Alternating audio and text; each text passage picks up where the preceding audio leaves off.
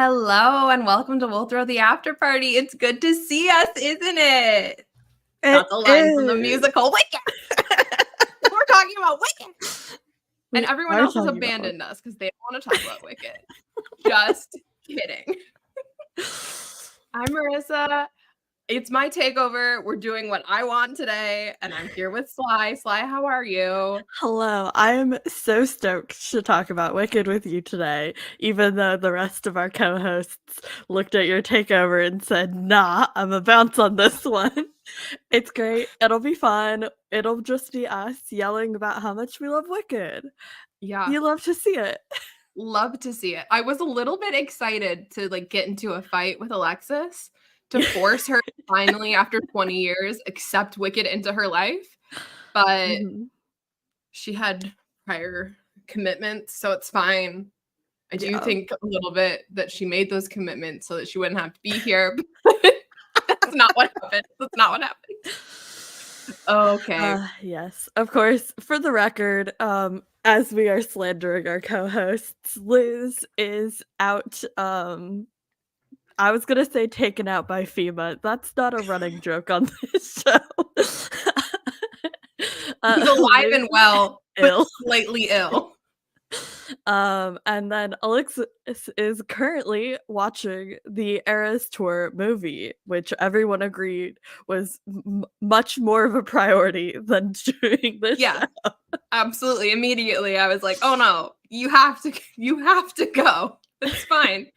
I don't know what time her tickets were for, but I'm just gonna make a wild guess that it's about the 1989 era in her viewing right now. She thought they were at 4. Apparently, they were for 4:30. 4:30. Oh. Then so it really started at 5. So yeah, I'm pretty accurate. There you go. Wow. It might be red. We might not be to 1989 yet. Oh, I can hold please. Okay. Reputation was about 3 p.m. my time. Okay, so Reputation was an hour ago, so we could be into 1989. I'm sticking with 1989. I think we're at 1989. Final guess. Locking it in now. Yes. Alexis is at the Eras Tour movie. Liz is sick, and we're here to talk about Wicked. But before we do that, let's catch up on all of the other things we've been enjoying since our last after party. A month ago. Do we want to I know. Do we want to go back and forth item by item? Because we both have long lists, because as you said, it's been a month. I can start us off with, I'm bringing something new to the Venn diagram of Sly and I's combined interests. I celebrate exactly one sporting event in the last month, and that was the DePaul University of Iowa women's basketball friendly that they played. It had the largest audience for a women's basketball event ever, I think. Women's collegiate, maybe? I don't remember just ever. It was 51,000 people. It was like a Taylor Swift-sized stadium full of people watching a women's basketball game. And DePaul University, my alma mater, has an exceptional women's basketball team that does not get the appreciation that the men's basketball team does. And the men's basketball team isn't even that good. So I am always here to hype up the DePaul women's basketball team. And that's my first point. That's what I enjoyed. Incredible. A week ago, 2 weeks ago, when it happened. I don't know. Didn't watch the game. Just celebrated it. Another basketball game that I did not watch but did celebrate is we do have a 2023 women's basketball champions. It is the Aces. They repeated. They're the first team to repeat championships back to back since 2002. And I watched the first 2 games, and the Liberty were looking rough, and I didn't know who I was rooting for until the Liberty started looking real rough. They won game 3 and I wasn't watching, so then I didn't watch game 4, and the Aces won it. I'm very excited to get the replays of those games when I get a minute. But yeah, that was very exciting.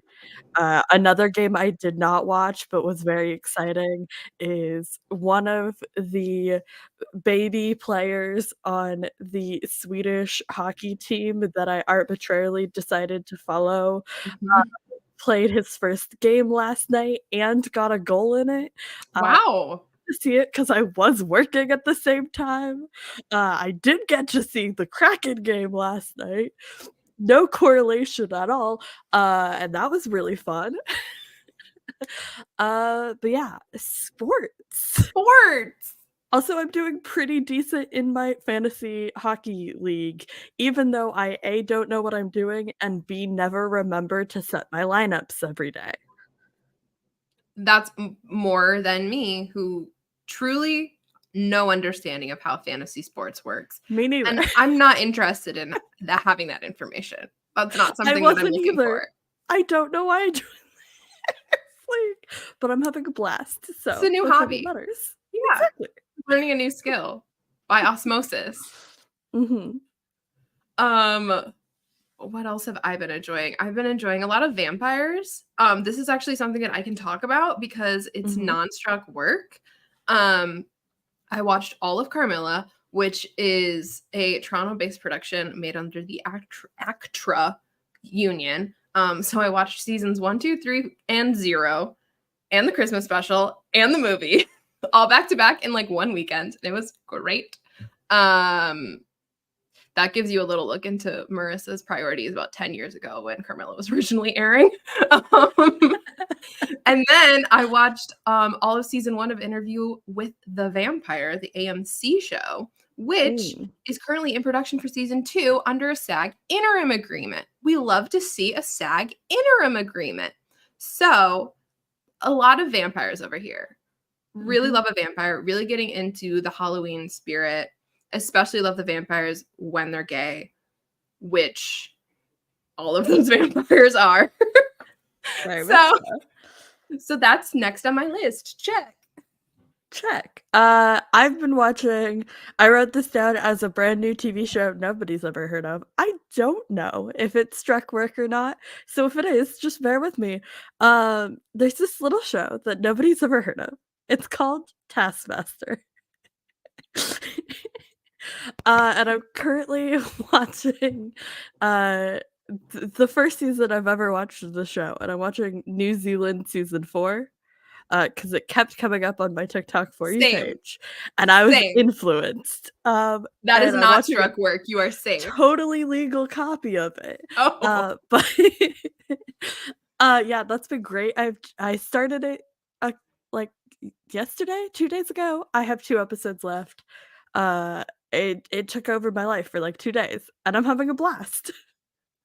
I don't think I could watch a full episode because even the clips that I see feel unnecessarily stressful to me. Like, I've known about the concept of Taskmaster for like many, many years, but it just, I don't like timed anything. I don't like deadlines. I don't like tasks that I don't like. What I've really been enjoying is it doesn't feel stressful to watch for me.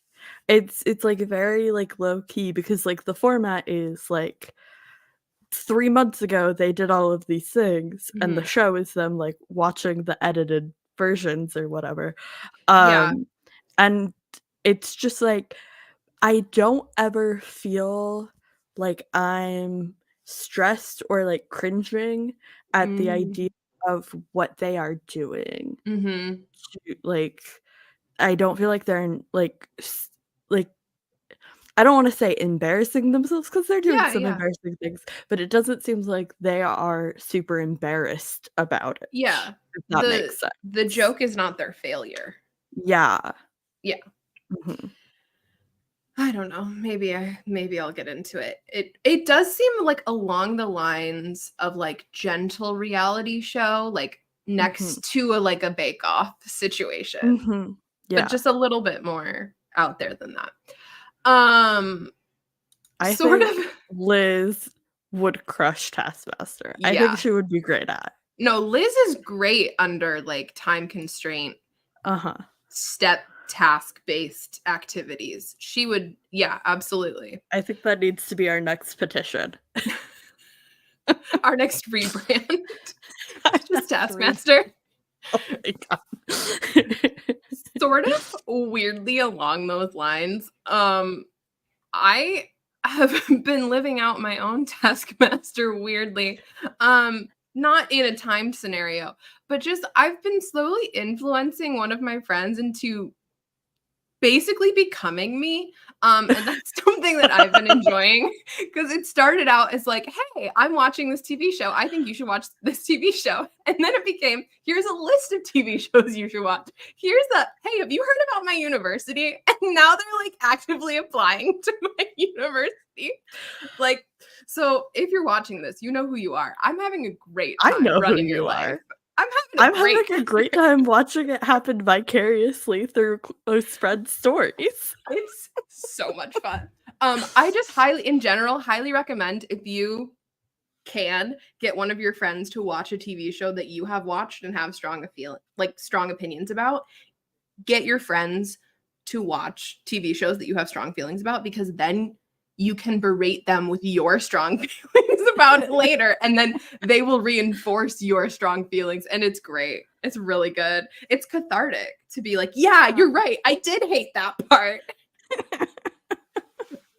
Oh man. So that's my Taskmaster. Oh boy. What else do I have? Oh, my sweatshirt. I bought the sweatshirt. It says deaf. And that's pretty. It has it's the pan colors. How did I not notice that? Well, it's the pan colors and white. And it's in the abstract shape of the ILY hand shape. It's like deaf, but the shape of ILY. And I think the link is on my Twitter. It's a bonfire. It's by a deaf artist. It's very cool. But yeah, I got this yesterday, and so I'm wearing it today, and I'm greatly enjoying it. So support deaf artists. Yay. What else am I enjoying? Oh,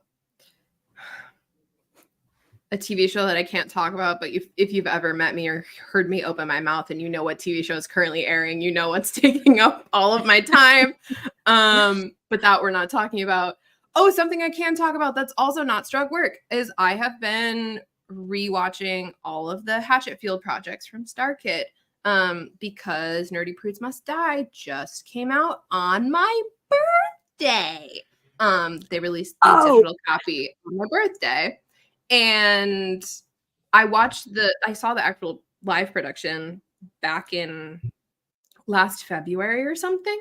So it was fun to revisit that and hear all those songs again. And then I watched the rest of it backwards. I then watched Black Friday and then watched The Guy Who Didn't Like Musicals. And then I think I'm going to try and fit in Nightmare Time. I've seen Nightmare Time 1, but I haven't seen Nightmare Time 2. So... And then I'm waiting for my digital code to watch Working Boys because I was a Kickstarter backer for StarKid 10th anniversary, like 3-4 years ago. And I'm waiting for my digital code to watch Working Boys. And then I will have completed the Hatchetfield universe. But that's also what I am enjoying. I love that for you. Everyone clicked out of this live. I have also been enjoying StarKid, but very different StarKid. I haven't caught up on any of those. I watched like half of The Guy Who Didn't Like Musicals. And it's like I want to get like back into however, I have been watching a lot of old StarKid lately. I watched And why shouldn't you? And why shouldn't you? It was incredible. Like I remembered really enjoying it, and I was like, I don't know if this still holds up, but I wanted to like revisit it before I was like making Alexis watch it. And I was like, fuck, Starship is really good, y'all. Starship is good. I don't think I can't watch it in one sitting, respectfully. Apologies to Starkid. It's too long, but it is very long. You definitely have to take a decent break at the act break. Like, yeah. But, I mean, might I just say, Dylan Saunders. Shouldn't we say? Saunders. We should always say. We should always say Saunders. Yeah. Dylan Saunders. I also was listening a lot to the Homecoming album recordings because they're the only way you can find like decent recordings of most of the Potter songs, which is fine. But yeah, and then with everything about who I am as a person, you would think I wouldn't like Trail to Oregon. Like, it's like so comedy and like so not my comedy. And it's like one of my favorite Stargate productions. Trail to Oregon is really good. I'm a Trail to Oregon truther. Wow, another place for our Venn diagram. It's becoming a circle. I love that for us. So yeah, I forgot that I've been really into Starkid lately. So I'm glad we can share that. That's great. That's great. I think that's pretty much everything on my list. Just getting in the spooky spirit, celebrating Halloween and my birthday, and witches and vampires and me. I have 2 quick shout outs. Great. I have also been enjoying being one half of the best DM. JJ and I have each run one session for each other of our Thirsty Thursday campaign, and we've come to the conclusion that the two of us together make collectively the best DM, and that inevitably when we make an actual play podcast, we would just co-DM it, and it would be incredible because we are awesome and we're great together and we love to see it. And then the other thing, very quick shout out, there's a new podcast called Big Game Hunger. It's a Jenna Stieber joint with Multitude, who are both 2 people I love. The trailer is out. It was very good. I'm very excited. This show is going to become my entire personality. I feel it in my bones. So that's what I've been enjoying. Amazing. Might I just say, when you and JJ do get to your inevitable campaign and podcast, Liz will be pitching herself to play, because one thing I do know she has been enjoying is the deep dive on Dimension 20 on Dropout. So she is full into D&D play along. We can make that happen. Yeah. We can absolutely make that happen.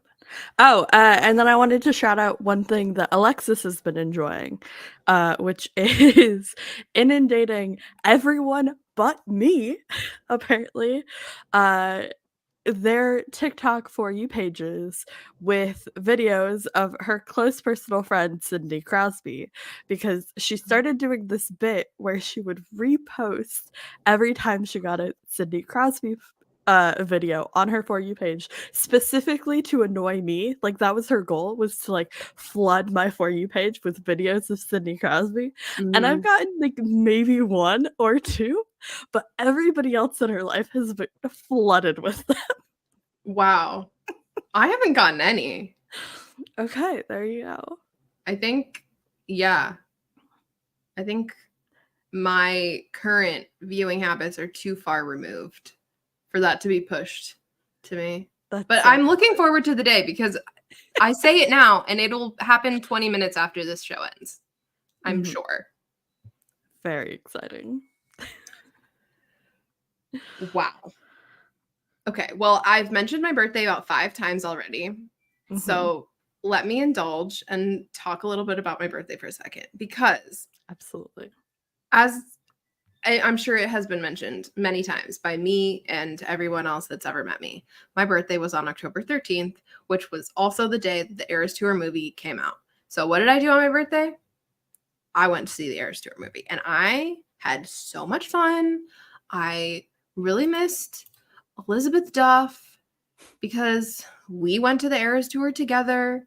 And listen, I'm not going to open the debate about phones in movie theaters, except for the fact that they openly invited us to. at the Eras Tour movie, they specifically cut out the like pre-roll that's like, don't text, don't talk, don't post. They were just like, have fun with your friends, enjoy the movie. They called it a concert. They didn't call it a movie even. The pre-roll was very interesting. The pre-roll didn't have Nicole Kidman. And I specifically went to an AMC to see Nicole Kidman step in a puddle and say, we come to this place for magic. I made a friendship bracelet specifically that said, we come to this place for magic. And I wore it, and I actually yelled at the screen when the movie started and she was not on screen. Anyway, Liz and I were watching it at basically the same time. She was like 45 minutes to an hour ahead of me. And so she was like giving me all of the heads up of like, just you wait. And it was very fun. And I missed her. But I had so much fun, and it really felt like you were there. It felt like I was there again. I was like, wow, I'm at the Eras Tour. It was great. That's it probably. I made a cake for myself. That was great. It was gorgeous. Thank you. I ate the cake, and then I went to the movie, and I can't wait for everyone else to have seen the movie. Hopefully it will run forever and ever and ever, and we can go whenever we want. I feel like at this point now I have to go see the movie. You know? You don't have to go, but I feel like I should go see the movie. But you can. It's readily available to you. I famously celebrate my birthday a day before Marissa, so I also have a fun birthday story to share with you. I have a habit of going to Target for my birthday and just walking around until I see something ridiculous that I want to buy, and then treating myself because like I never do that. So I on the Thursday before the Eras Tour movie, I went to Target. I walked around and I found this I went for lights, and I got lights. Like I wanted a battery pack like string lights because all of my string lights are plug-in. Yeah. And I got those. However, I was walking around and I found this lamp, and it was like a table lamp, and it was a recreation of the Darksaber from Star Wars. Yeah. And if you know anything about me, half of my home decor is Star Wars themed.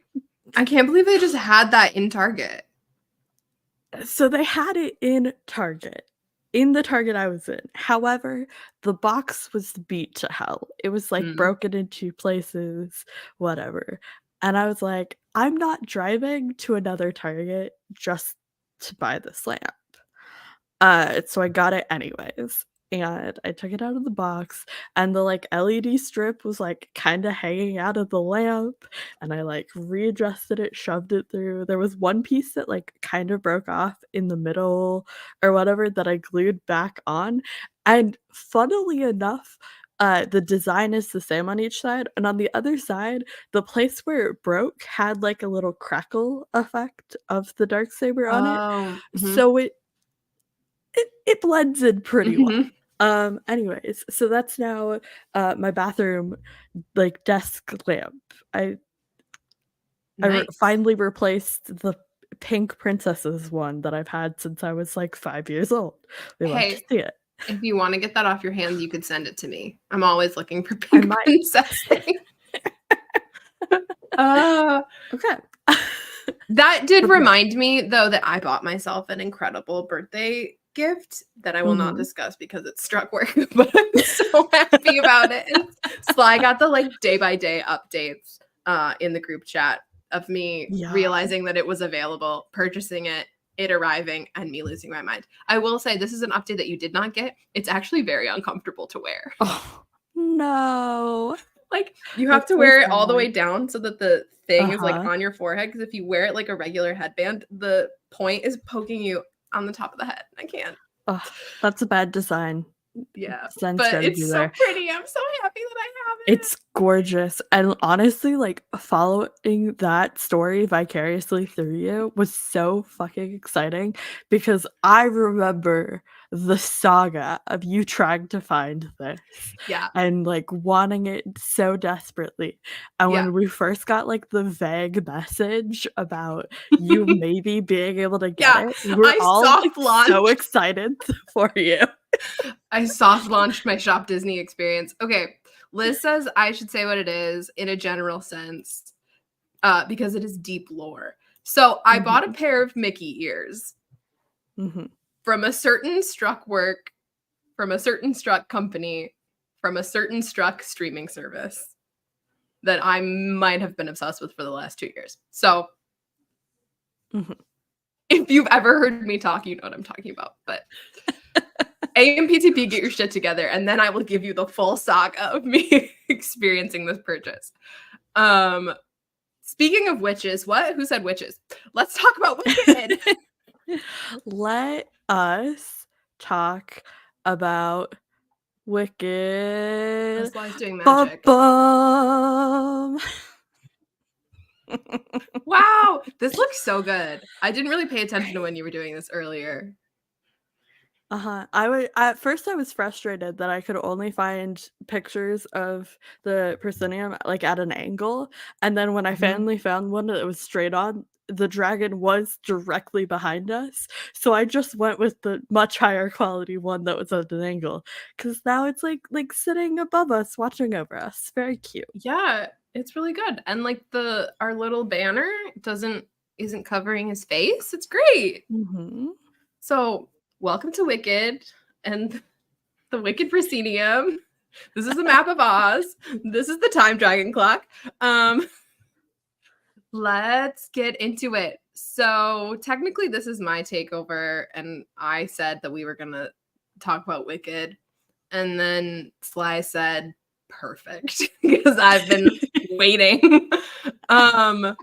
So why did I pick Wicked? Why I literally couldn't think of anything else. I literally couldn't. We talked about, like, what we were going to be doing during the strike, like, months ago, like July. Had the strike started at that point? I don't know. Summer, late. August. Okay, August. And I was like, wow, I really want to do an episode on Wicked. And everyone else was like, do we though? Do we maybe want to wait for a certain Struck project in like a year? And I was like, no, I want to do an episode on Wicked. And I was like, okay, I'll like wait. And once like we get to my takeover, I'll like think about it and like maybe I'll have a better idea. And then we decided my takeover was going to be on my birthday or like after my birthday. And I was like, well, we could do the Eras movie, but like maybe it'll still be something else. And then it was like a week ago, 2 weeks ago, maybe. And I was like, you guys, we're doing Wicked. I'm sorry. It's my takeover. I'm in charge. I want to talk about Wicked. It's my birthday, and it's Wicked's birthday. Wicked's 20th anniversary is on October 30th. So really, this is a retrospective. This is a look back on 20 years of Wicked. That just happens to be instigated by me. So basically, why did I pick Wicked? Because what else was I going to pick? I couldn't think of anything else. Because the theme that we sort of agreed on initially was like, this round of takeovers is going to try to be like things that were important to us in childhood or like, you know, things that we grew up on or things that we, you know, loved as kids. And I just foundational to who we are as a person, I think is how I tend to picture it. Yeah. And I just kept coming back to Wicked. And here we are. So why is Wicked foundational to me? Here we go. I feel like I've told this story before, but let's tell it again. I have been in Wicked since basically it came out. I was 6 when it came out. I had just turned 6. The first year it was on Broadway, my parents went to see it with the original Broadway company, and they brought home the CD. And I listened to it nonstop for the next 5 years. That's literally not a joke. That's not an exaggeration.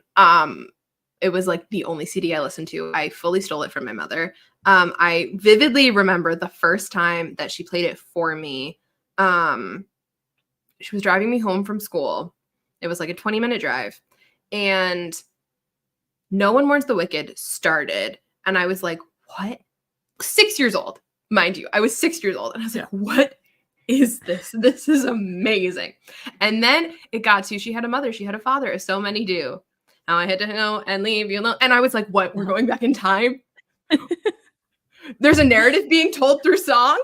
Like, I loved a Disney movie. I loved a Disney musical, like movie musical. Like, I loved like the concept of musical theater, but there was something about the album that like I was imagining it because I didn't actually like know. I had never seen the show. I hadn't even really seen images of the show. And so I was creating a whole story in my head of like what the staging looked like and who was talking and like just imagining it all.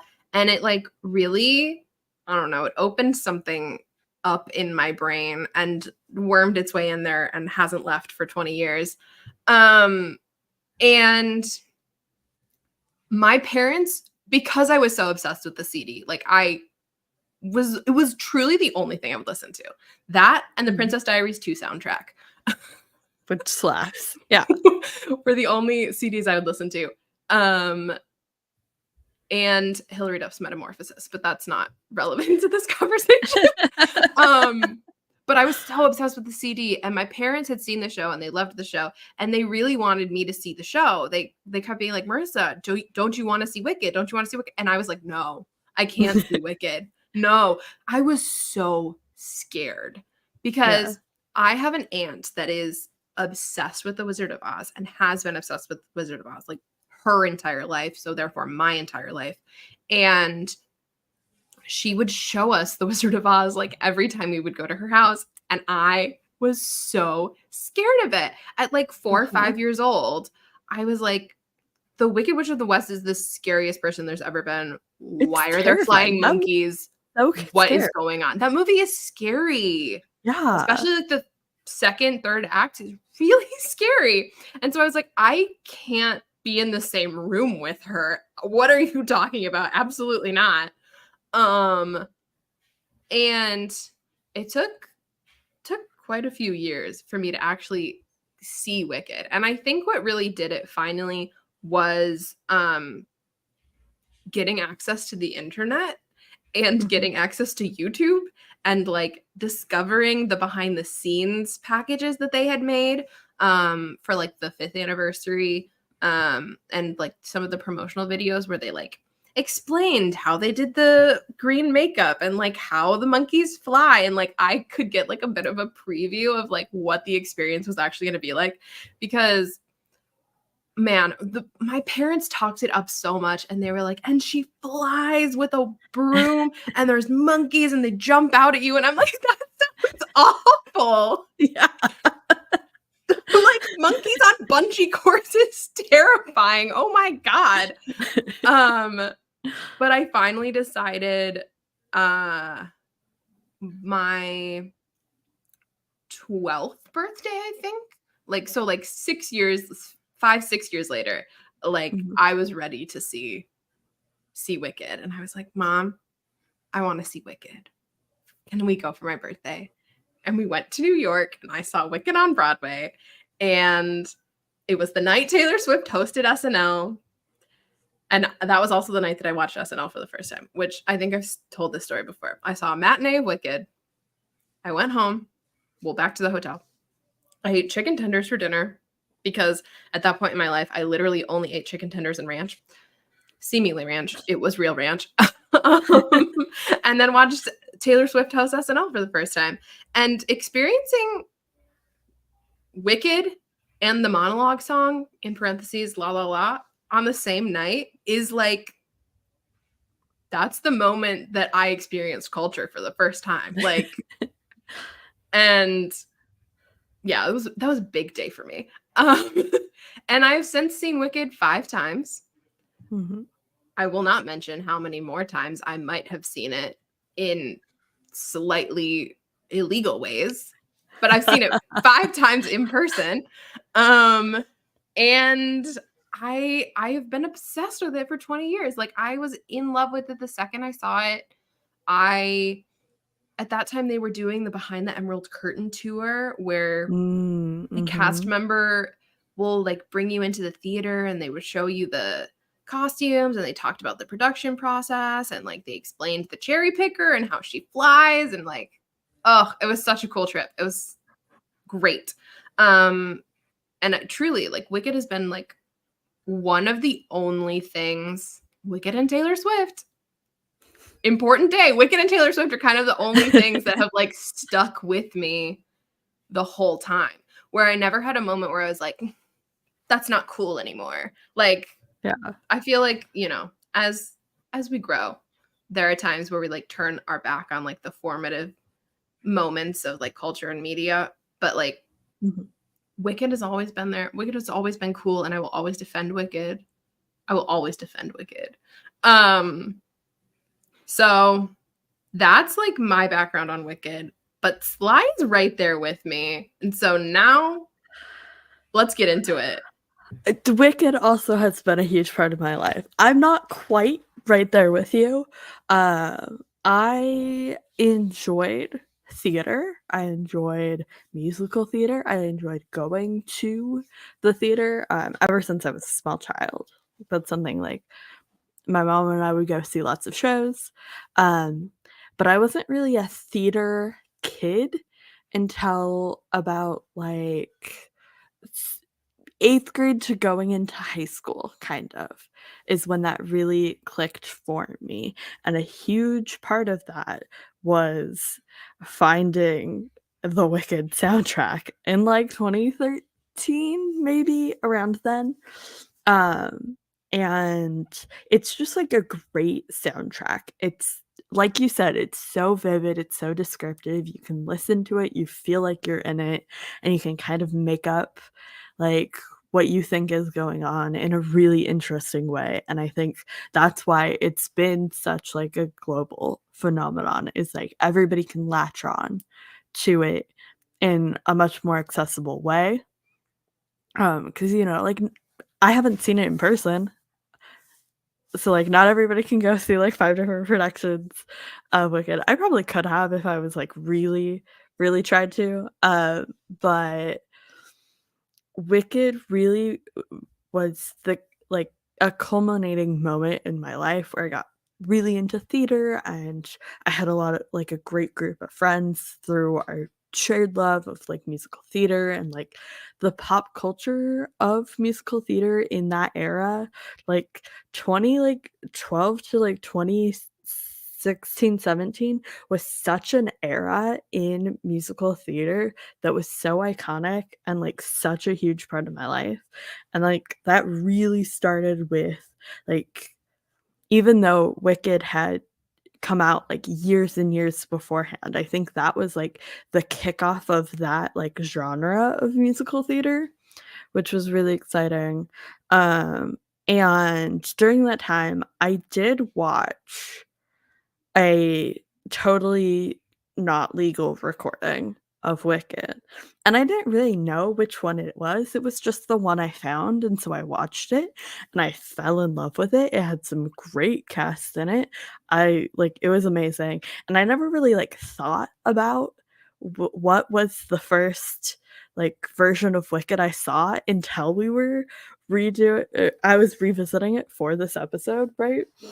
And I went on a journey to try to find this bootleg, let me tell you, because all I knew about it was who the Elphaba I saw was.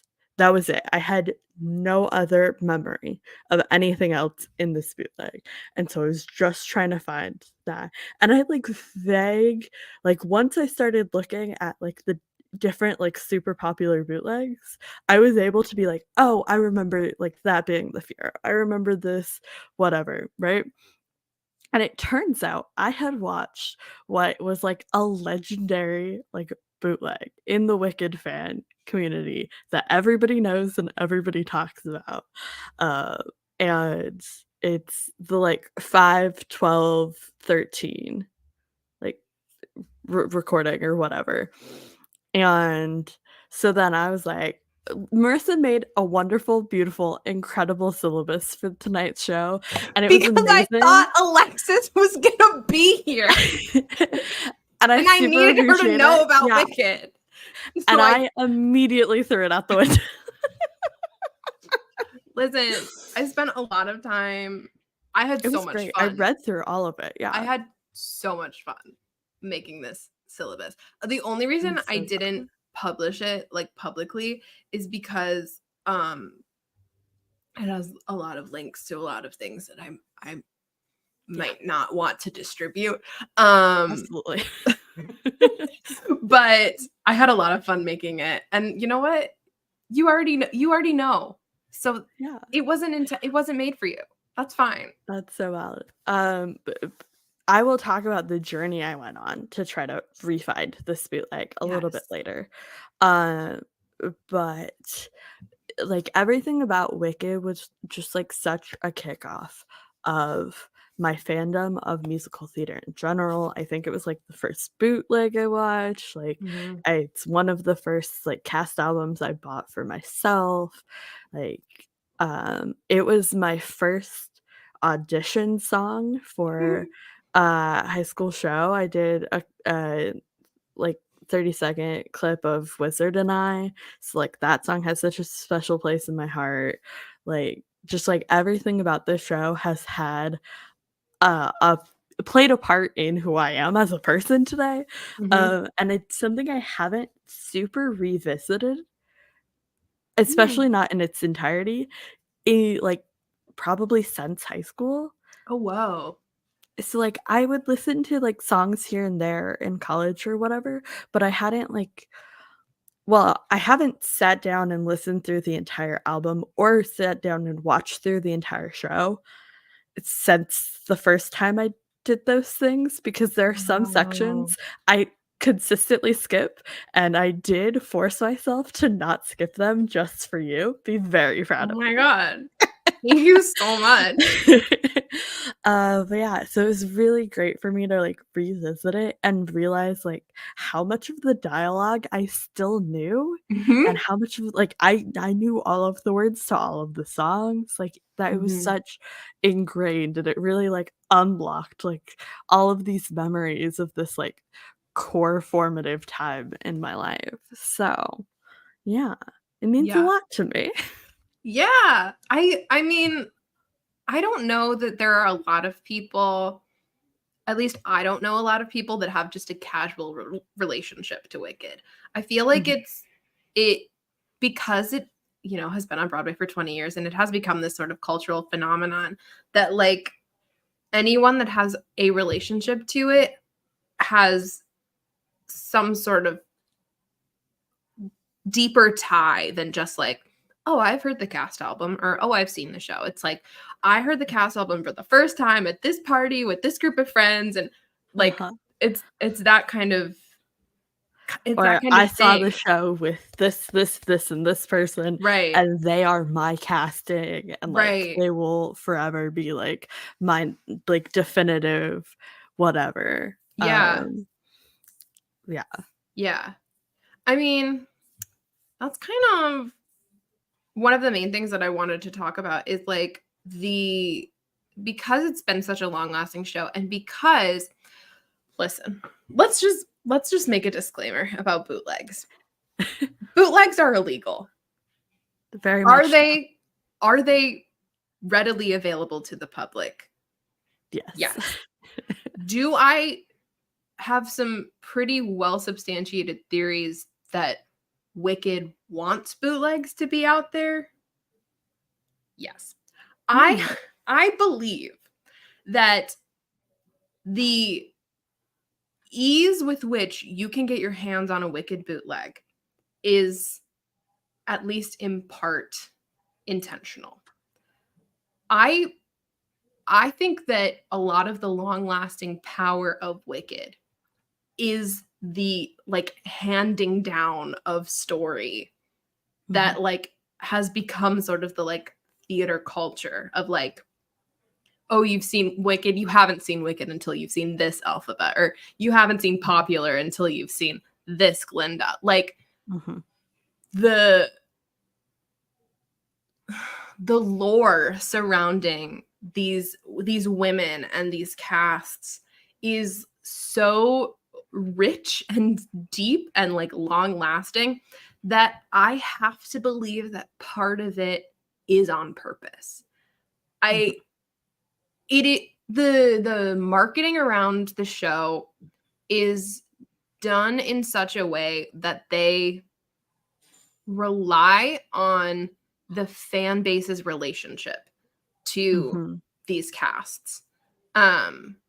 It's not so much in like Wicked doesn't really stunt cast. It's not so much like we're bringing names into the show. It's that they cultivate names around the show. It's like, if there's a new Elphaba, you're gonna know who she is. If there's a new Glinda, you're gonna know who she is. If there's a new Fiyero, maybe you'll know who he is, but it's the idea of the marketing around the show. Like you said, it's been going on for 20 years, and they have to get the people reinvested. Yeah. Right? And looking at like most of the marketing material for this, it will say like insert name here as Elphaba, or like their like names Elphaba. Like they're trying to market like each recasting, each like relocation. They're trying to cast it as this is a definitive experience that we want you to experience. Yeah. I mean, I do want to. Well, I think that's part of the reason why I've seen it 5 times is because I've seen a different Elphaba every time, and I've enjoyed the show every time, and I'm gonna keep going back when I can. Like, it works. I think like I've wanted to have a big conversation about bootlegs for a long time, and I'm just gonna totally take over your point about that to have this conversation. Let's do it. I mean, it's in the conversation theme slide. It's on the show doc. Let's do it. Because bootlegs, I will never record one, right? I will openly admit I've watched many, and I think there's a responsibility as a theater goer to be aware of how you are interacting with the show. If you are within line of sight of any of the actors, don't record a bootleg. Don't do it. It's distracting. It will throw them off. It will be upsetting for the cast. If you are seeing a show with sensitive content, if you are seeing a show where the actors are in vulnerable positions, in various states of dress, don't record a bootleg. That is meant to be an experience that you share within a room, within a very designated space, and it's not for the internet to see. That's just how I feel about them. I think there are responsible ways to engage in this, community, and I'm just gonna put my bootleg story in here because we're talking about.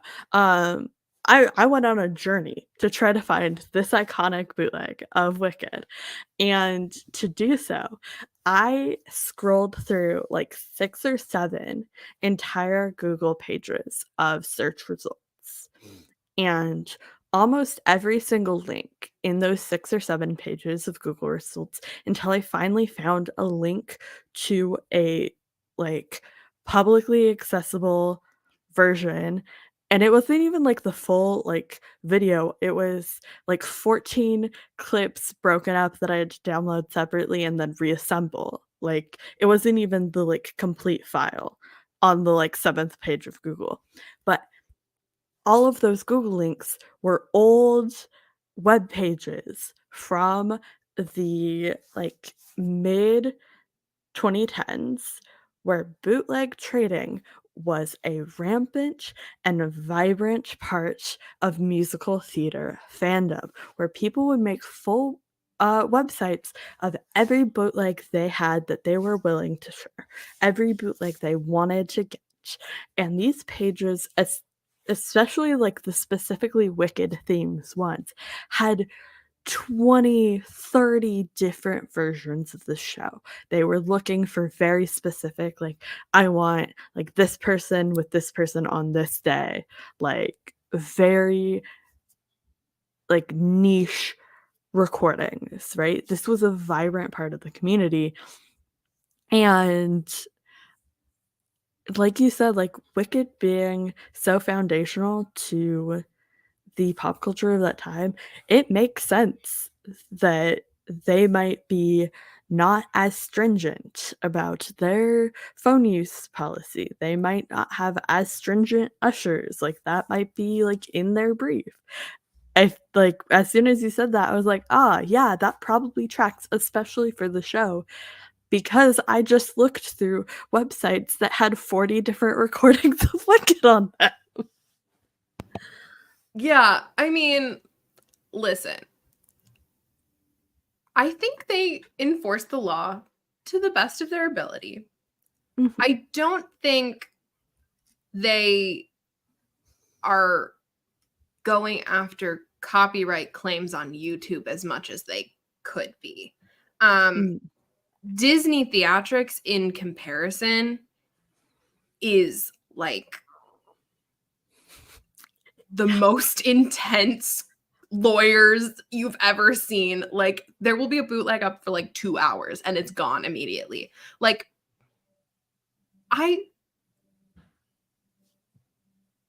allegedly, I watched a bootleg of the original Broadway company today of Wicked Mhm. Yeah. 20 years ago. And it's just on the internet. It's not been on the internet for 20 years, but it's just out But there. it's still there. And it was Yeah. literally like the second result on a YouTube search. Like, I just don't I don't know if it's because, it got out of control at a certain point and they were like, we're just gonna we've done what we can and let them run free, or if at a certain point it became a calculated approach, because it certainly doesn't seem like they are as concerned with it as other producer teams might be. Mhm. And I think a huge aspect of that is the financial success that they have Oh, experienced for already. sure, yeah. And, like, especially smaller shows, especially shows with shorter runtimes, they're going to be more strict because they need people to fill seats. Yeah. Wicked doesn't need people to fill seats anymore. Yeah. It's still one of the top 5 grossing shows on Broadway 20 years on, like, Mhm. they're fine. They're doing just fine. Yeah.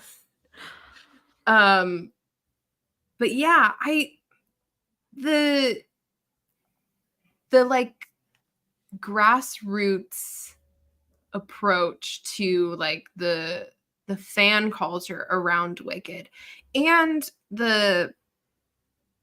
as we've sort of been saying, the, like, obsession with who is your Glinda, who is your Elphaba, like, getting into the not just, like, the show or the production, but the specific performance, like, I saw it on this day with this Elphaba and this Glinda, and it was better than this one, or it was she did this differently at this point, and, like, the riffs and the options that you can take as an Elphaba, which you really can't take, there's, like, 2.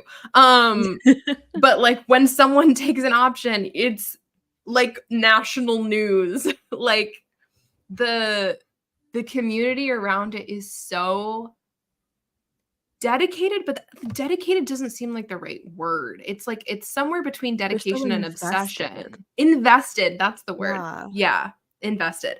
And, like, I think about the Sentimental Men podcast, where the whole conceit of the show is that they interview actresses that have been in Wicked, former Elphabas, Glindas, Nessa Roses, other actors that have been, like, tangentially related to Wicked. Like, the whole conceit of the show is tell me about your Elphaba or tell me about your Mhm. Glinda. And, like, I love that podcast. And there's, like, such an audience for it. And it is so interesting to, like, I don't know. I feel like there is, like, a culture around, like, these iconic roles in musical theater, and like, you know, who's gonna play Mrs. Lovett, or like Mama Rose, or Bobby and Company, like these sort of like iconic roles. But those are always like in conversation with a remounted production, whereas Wicked is a continuously running production that this conversation is constantly happening around, which It's I don't know. constantly evolving the Yeah. way the show is portrayed, yeah. And, like, back to, like, the grassroots, the fan organization, it's, like, in my memory, one of the first shows that really had, like, a lot of those, like, Broadway.com Mhm. vlogs or, like, the vlog era was Mhm. so strong with those, like, mid-2010s Yeah. musicals, right? Yeah, the time around the 10th anniversary, Wicked really got hip to the internet, and I was Absolutely. 100% there for it. Flag Girl with Lindsay Mendez gobbled it up every week. Are you kidding? Great Mhm. vlogs.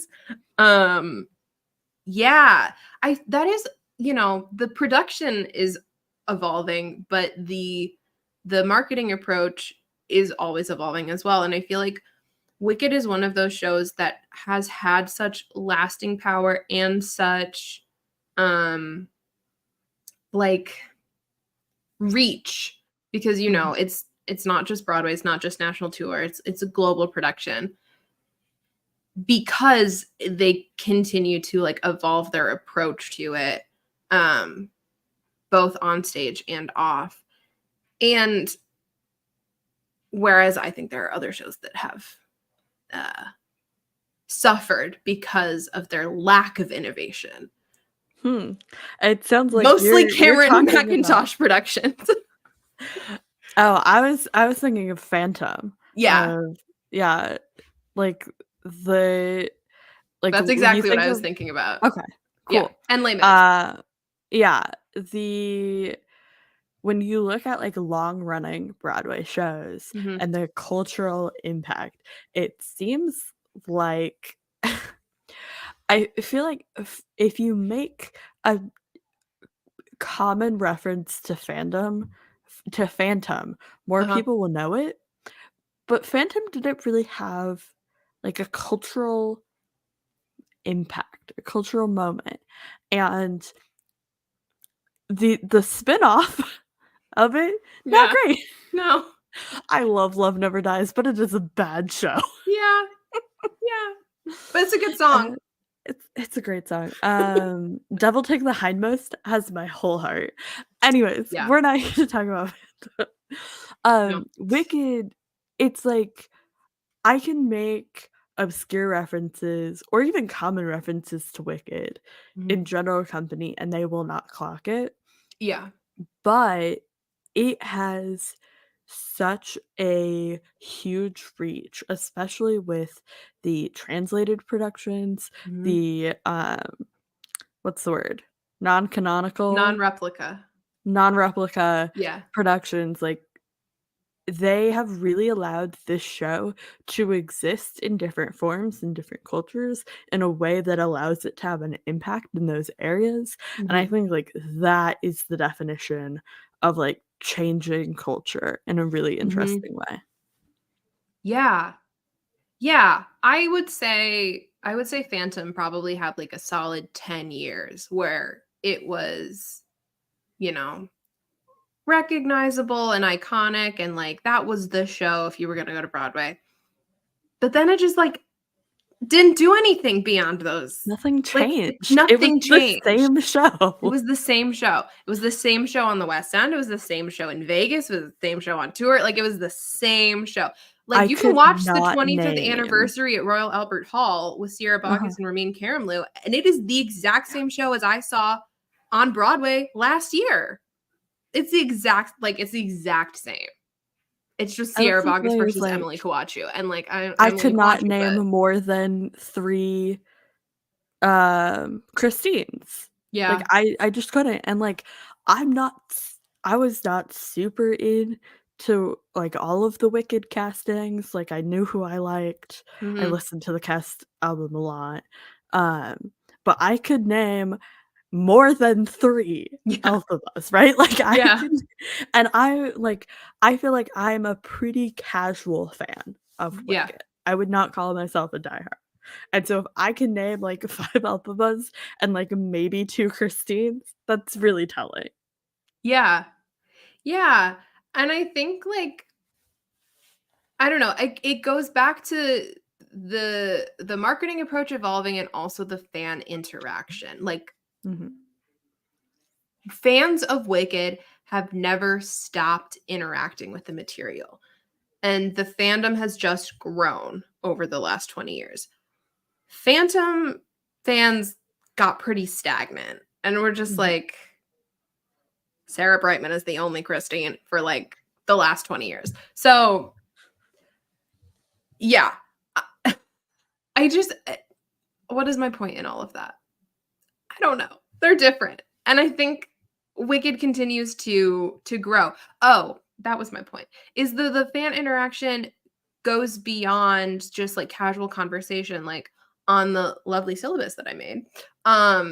Were some of the compilation videos of, like, notable Elphaba's Wizard and I, or, like, all of the populars of the last 5 years or whatever. And, like, I mean, that goes back to, like, the 40 bootlegs on a single page of Wicked, but, like, the like, Wicked fans constantly want more information, and they want to take in more of the show all the time. And you wanna know, like, what does her popular sound like? What does her popular sound like? What is her, like, Wizard and I? Does she do the option up? Does she do the Eden? Does she do the Jessica Vosk? Like, you always wanna know, 'cause, like, I don't know. I was gonna have a point to the end of that sentence, but I don't know that I have a point to the end of that sentence. That's just a fact that you always wanna know more. And I think it goes back to something that I was thinking about when I was revisiting this. I what where did I put that? Oh, it's in my quotes, isn't it? I was thinking about how when people are doing Elphaba and they're performing it, how they take a very specific line tells me everything I need to know about their Elphaba, and that's the "I'd be so happy I could melt," and how there's, like, I don't know, like, the 3, like, standard takes on it, but everybody has a little bit of a different take, but, like, depending on which of those 3 options they choose, you can tell how they feel about the character and how they are trying to play the character in a really interesting way, and I don't really see that in a lot of other shows where there's, like, one line that tells you everything you need to know about an actor's opinion on the character. Yeah. Yeah. Yes, and I think it's the same with Glinda too. It's like, where are you mixing? Where are you belting? Where are you full head voice? Like, the approach to the music or the approach to the text gives, like, a very clear indication of, like, how this performance is gonna go. Are you a more grounded Glinda? Are you a, like, eye in the sky Glinda? Like, yeah, it's I could talk about choices in Wicked all day long. And that's what we're here to do. Right, let's get into it because we have I feel like I keep saying let's get into it, but that's how I feel. We have surprisingly more intersection on our Venn diagram of our opinions of who is the Elphaba and who is the Glinda, because this is something that I feel very strongly about. And I was thinking about it earlier. And I was like, I was talking to someone about this. Who was it? It was you on your podcast Oh, really? on MC University when we were talking about Spider-Man. And I was like, it's like how everyone has their doctor, everyone has their Spider-Man. And I feel like everyone has their Elphaba, Glinda, and Fiero. And Absolutely. I feel very strongly about who the definitive Fiero and Glinda are. And I have been racking my brain for the last 24 hours trying to figure out who the definitive Elphaba is. And I still don't have an answer. So I would love to know your answer. Do you have a definitive Elphaba? That's the thing is, I don't think I do. I have my favorite Elphaba, and that is my Elphaba. That's the first Elphaba I saw, and like that, like, so that is my favorite. Mhm. I don't think I would say that's the definitive Mhm. Elphaba.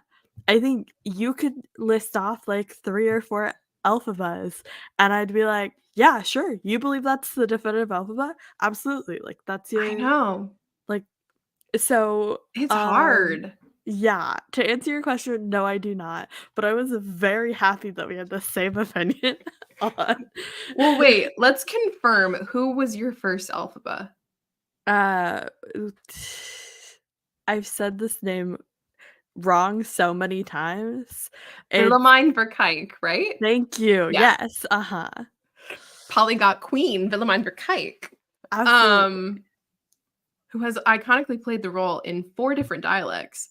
Um, American English, British English, German, and Dutch? And Dutch, yes. She's a queen. I see okay, Sylvan says Jessica Vosk. I keep going back and forth because there was a time where solidly Jessica Vosk would be my answer.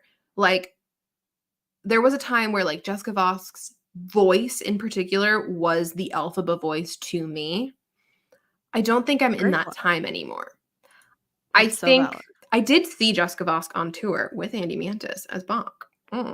Um, I have so many feelings about Bach. I do too. This last rewatch, I was like, poor Bach. He's such a tragic man.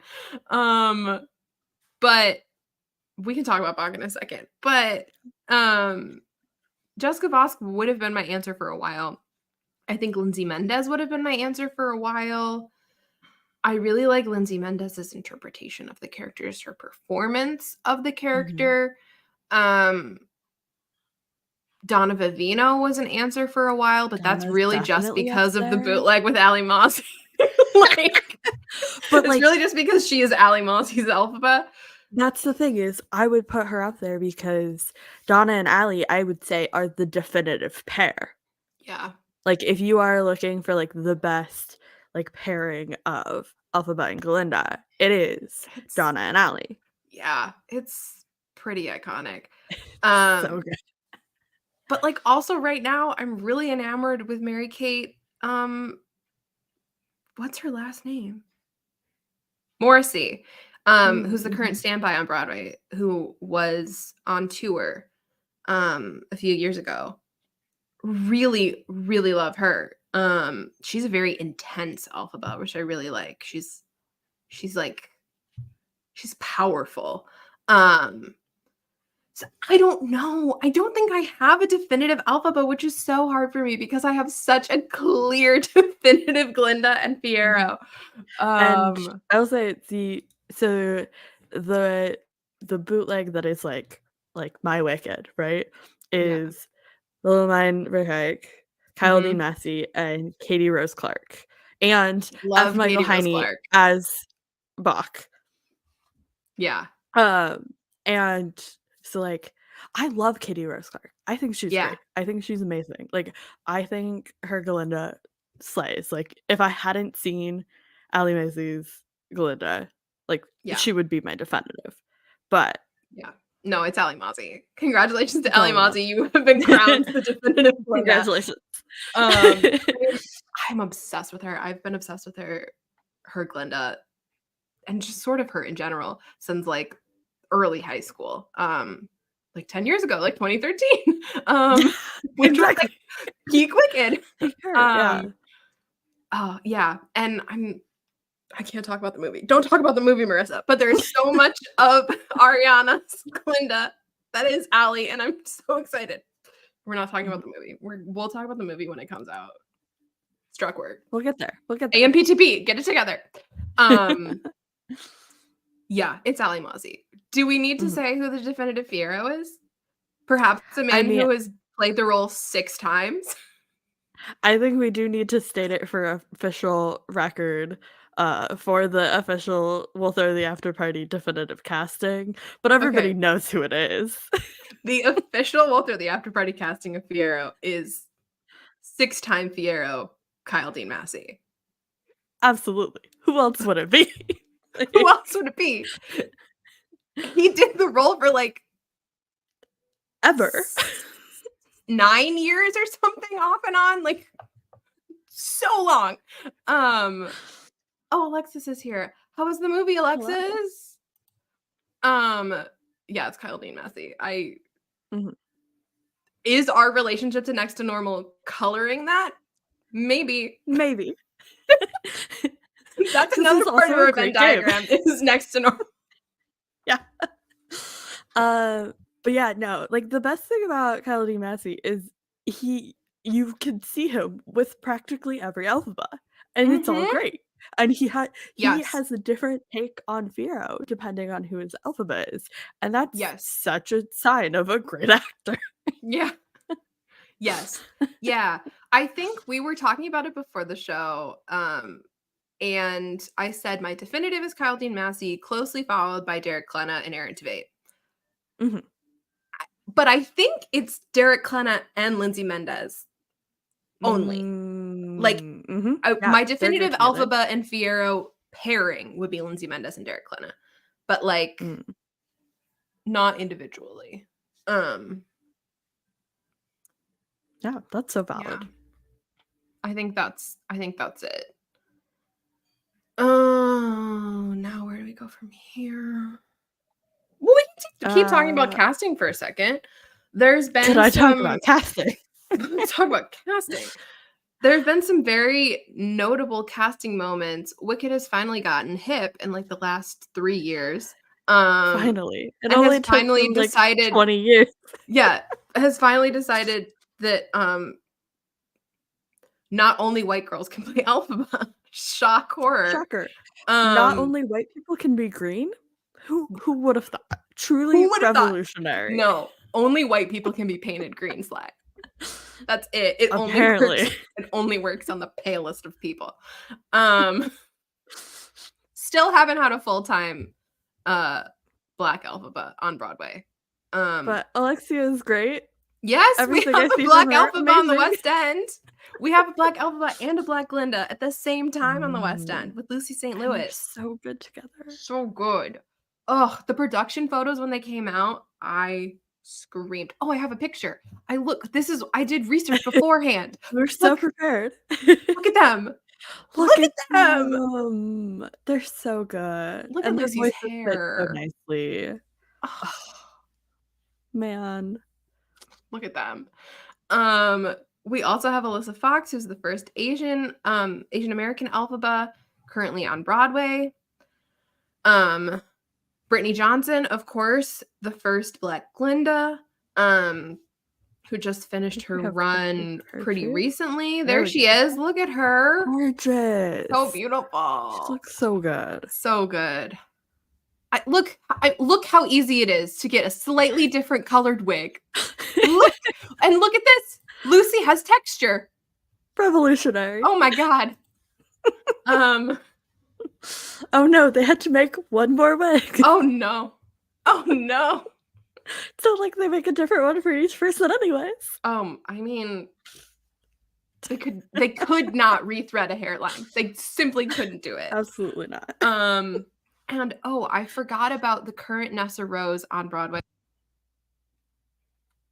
I turned off my mic before I was done talking. Fill time for a second. I have to find the current Nessa on Broadway. All right. Yeah, as you do that, I'm going to talk about my beloved Bach, who, of course, in my recording is played by F. Michael Heine, whose music I love.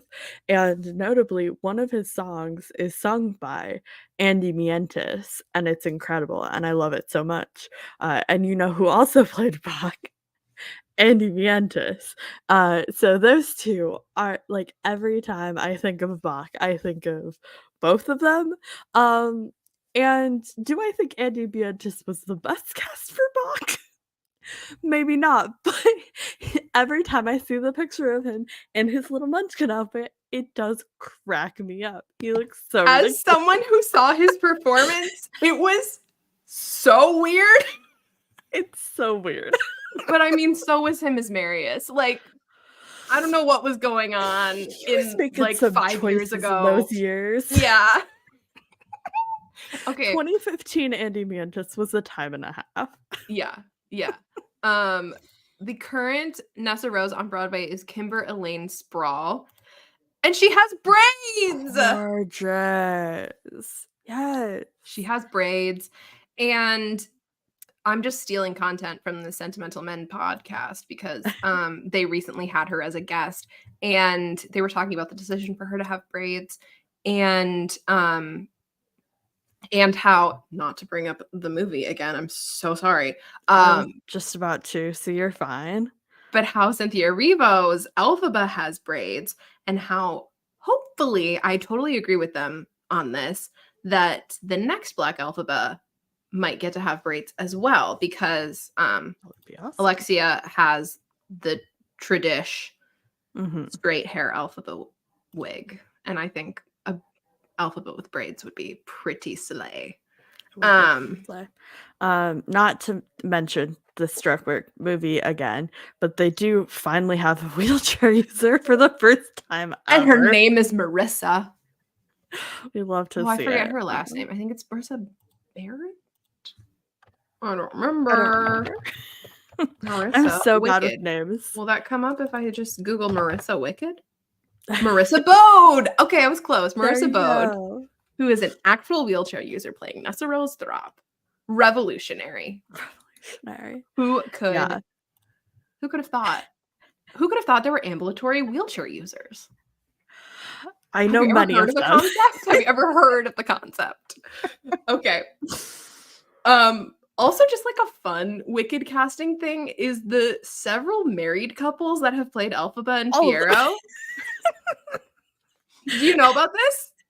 It feels like every time there's a Elphaba and a Fiero, they get married, or they are married, or they have been married. Like every time there's a straight man playing Fiero, he will end up married to an Elphaba. To an Elphaba, any of them. Any of them. Just one of them. Famously, of course, we have Taye Diggs and Idina Menzel, previously married, no longer married. But Taye was an emergency replacement when Norbert Leo Butz had an injury, and Idina suggested him for the role. And then he did the role, and maybe they made some key changes, and that's fine. But he did the role. He did it. And then also famously, one of the most iconic Elphabas, Stephanie J. Block, who the role was originally written for, along with her husband, Sebastian Arcellus, as Fiero. Look at them go. They're so cute. Look at them. If only I could have seen them in Into the Woods together. Only tried twice. It's fine. I'm not bitter about it. The universe didn't want me to see Stephanie as the baker's wife. That's fine. That's fine. I've accepted my fate. Does make me. I have not accepted it for you. Thank you. You can. I will hold that banner. Yeah, you can hold that for me. Are there any other like iconic casting moments that we need to discuss that are not the Struckwork? I don't, because there could be a lot to say about the Struckwork casting, but I mean we've had some iconic Morables. We've had Cheryl Lee Ralph. We've had other people that I can remember. That was the main one. Her name is hard to say. Cheryl Lee Ralph did a Broadway.com vlog as Madame Morrible called Call Me Madam. It was so funny. She would hold the camera like this far from her face and she'd be like, hello, Broadway.com. She was like fully on stage anytime she talked to the camera. It's a great vlog. Highly recommend. It's called Call Me Madam. I can't think of any other ones. I made a whole character cheat sheet for Alexis that probably no one looked at. I think it might have all of it. Mainly because I wanted to see what spoilers you decided to redact or not. But I did read through the entire document. Oh, good. It did make me laugh. I tried to redact all of it that was important. Okay, wait. I'm opening it. There was a time when somewhere I put notable casting. Maybe I just did that in my head. Probably just did that in my head. Like you did have it somewhere. I remember seeing that. I do too. I remember writing it. I don't know where I wrote it though. Okay. We can move on. What else is there to say about Wicked? I feel like there's so much to say about Wicked. Do we want to like jump into our roses and thorns? Yeah, maybe? Let's get into some spoiler content. If you haven't seen Wicked and you don't want to be spoiled from some really good juicy spoilers, might I say, like really makes or breaks the viewing experience, in my personal opinion. Go away or stay and just put us on mute or something. That too. Okay. Roses and Thorns. This was hard because this was very hard. I love everything about it. What do you mean I have to say something I don't like about it? But I have one answer. And as always, my rose and thorn is the same thing. I feel like it's always the same thing. My rose is the entire sequence of the Wicked Witch of the East. I think it is such a slay scene. It is so much fun. I love it so much. I still question how they do the transformation, even though I think I figured it out. Still not totally sure. And my thorn is that it's not on the album. And I understand why it's not on the album. And that's okay, because none of the spoilers are on the album. But also, the Wicked Witch of the East. Come on. Yeah. Lost your heart? Well, we'll see about that. To think you could abandon me here flat? I had a whole note that Nessa deserved so much more because every little piece she gets is some of the best in the show. Like, yeah. Everything she gets is iconic and incredible. And like, I eat it up every time. Yeah. God, such a good scene. And her slick back bun and her new fancy chair. Oh, the reveals in that scene alone. Listen, I love Act 2 so much. I love the reveals in Act 2. But just like the Wicked Witch of the East sequence in like everything about the Act 2 opener is perfection. Perfection. Oh, don't even thank goodness too. Like, God, sorry. I'm wearing wide leg pants and my pant leg moved along my leg. And I was like, there's something on my leg. It's just my pants moving because there's so much fabric at my ankle. So if I just kicked my whole desk, that's why. Fiora's like Captain of the Guard costuming, like just the whole setup of that scene. Thank goodness. The way Morrible and Glinda play off of each other. It's just, oh God, the opening's so strong. So good. Just like, I love all of Act 2, but like no, I love all of Act 2. I was gonna say, thank goodness, into the Wicked Witch of the East, into the cat fight. No, it's all of it. It's literally that's the whole thing. Yeah. As long as you're mine. Oh God. We'll get to unrelated. I can't think about Jonathan Bailey. Unrelated. That has nothing to do with Wicked, but I love Jonathan Bailey. Unrelated. Okay, Sly, what's your rose and thorn? So what I put down, I'm going to read for you, and then I'm also going to give you not what I put down. Roses and thorns. Great. So what I put down was my rose was a foundational aspect of my entire personality. Great, love that. Yes. My thorn was the like 6 pages of Google results of old bootleg trading websites I had to scour through before I found a link to the iconic recording that was chopped up poorly chopped up into 14 different segments that I had to then download, assemble, export, and then watch in its entirety. The group chat just got sent a picture of Sly's computer screen of like Final Cut Pro of like Willemijn Verkijk and Kyle Dean Massey doing doing As Long As You're Mine. And yeah. I was like, what are we doing? Why are we editing a feature-length film to watch Wicked? Okay. Listen, so I have watched Wicked in, I think, 40 parts at one point. There was a Donna Vivino Ali Mazzi that was like truly over 20 parts. Jesus Christ. I just want to take Dancing Through Life everybody was through 2 the parts. entire saga. This started at 1:17 a.m. Wednesday morning. And I sent a text saying, imagine my heartbreak when I discover it hasn't been public for a year and a half. And it's 2 Tumblr screenshots. And the first one is somebody saying that the 5/12/2013 bootleg was a legend in the Wicked fandom, when I realized that that was the bootleg I had seen and was thinking of. And then somebody in March 15th, 2022 saying, do you know where I can find it? Because it's no longer on YouTube. Devastating. And then I watched Kyle D. Messi's I'm Alive to Drown My Solos. And then I dove into the trenches and found it and started downloading it.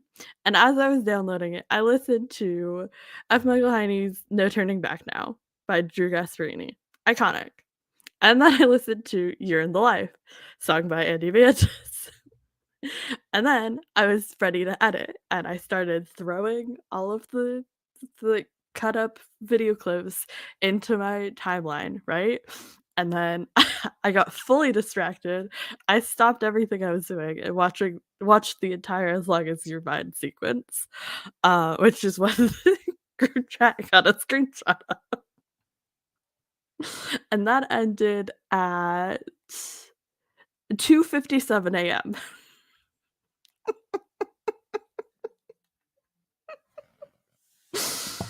I mean, that's dedication. You were really committed. Pieced all of the videos together, exported it, and then the next day sat down and watched the entire movie or the entire recording and took my notes on it. Not to mention, Sly did this so that they could watch the one that they wanted, even though I had provided allegedly 2 different links. So like the original and like 2021.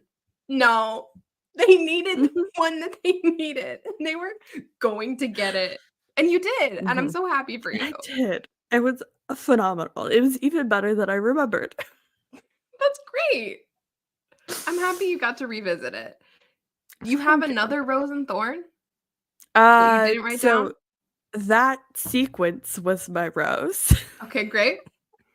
And then my thorn was remembering how much I hate all of the like animal cruelty parts and the rampant ableism that I usually, especially I skip every time the wizard is on my screen. And if I'm listening to the soundtrack, I do skip something bad because it makes me sad and I don't want to be sad. So I just don't do it. But I sat through all of the monkey sequences just for you. And I put in my notes like 3 times. Just, I will not skip through this. I will not skip through this. I will not skip through this. Yeah, it's rough. It's a fun and interesting subplot. But you know, it makes Elphaba a sympathetic character. It does. Gives her a strong fight to fight. It successfully achieves what it set out to do. Yes. I just don't like it. Yeah, of course. Of course. Can I ask your favorite reveal? Spoiler alert, spoiler alert, spoiler alert. Oh man.